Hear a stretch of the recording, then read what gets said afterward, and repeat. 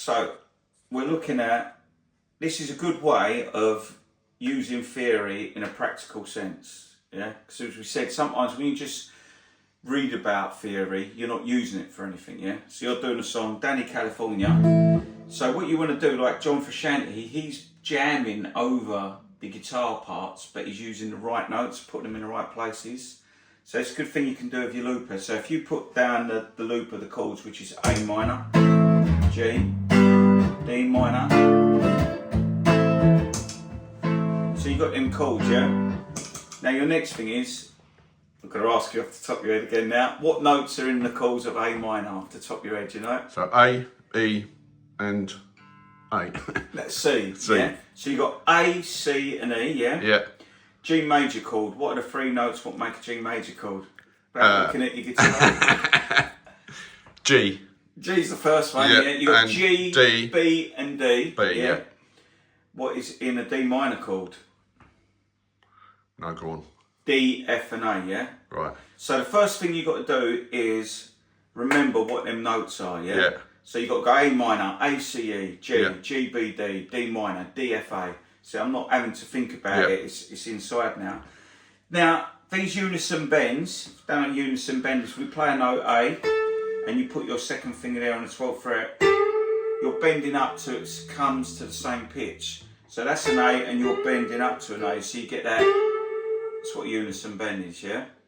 So over the A minor, you can map out where these notes are. So the A minor chord has got the notes A, C and E in it.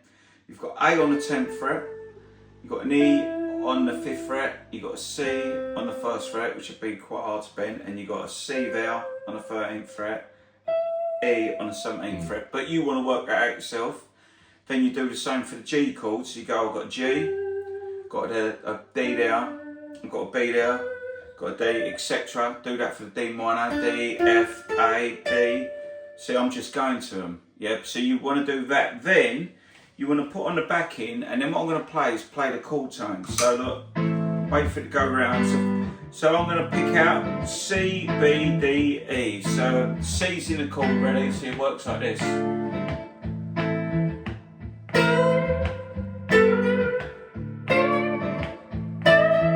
Do it again.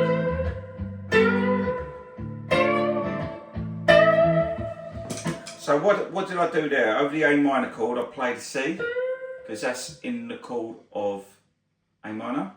When the G major chord was playing, I was playing a B, because that is in the chord of G, yeah. When you play the D minor, I played a D, yeah. Yep. And then when I went back to the A minor, I played a E. Well, that's what John, on the album, we done that, look. And you want that kind of off-sound bend. But then what you can do, you go, right, I'm going to play it down here. So I'm going to show you now. I'm going to play an A over the A minor, a G over the G, an F over the D minor, because that's in the chord of D minor, and then an E, which is on the A minor. So it's going down, it's descending, ready?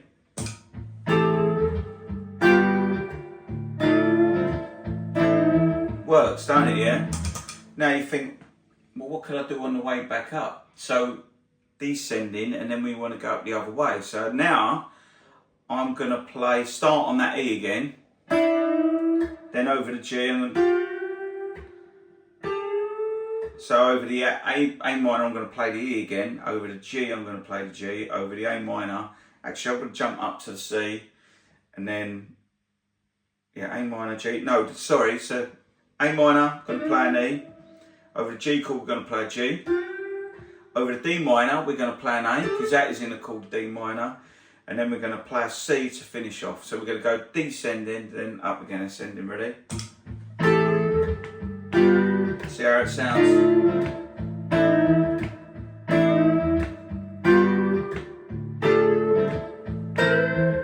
So all them notes work. I didn't know how that was going to sound until I'd done it. Well, I could hear it in my head, but it's bomb-proof. It's foolproof. If you know where the notes are, the worst thing you can be doing is this, going.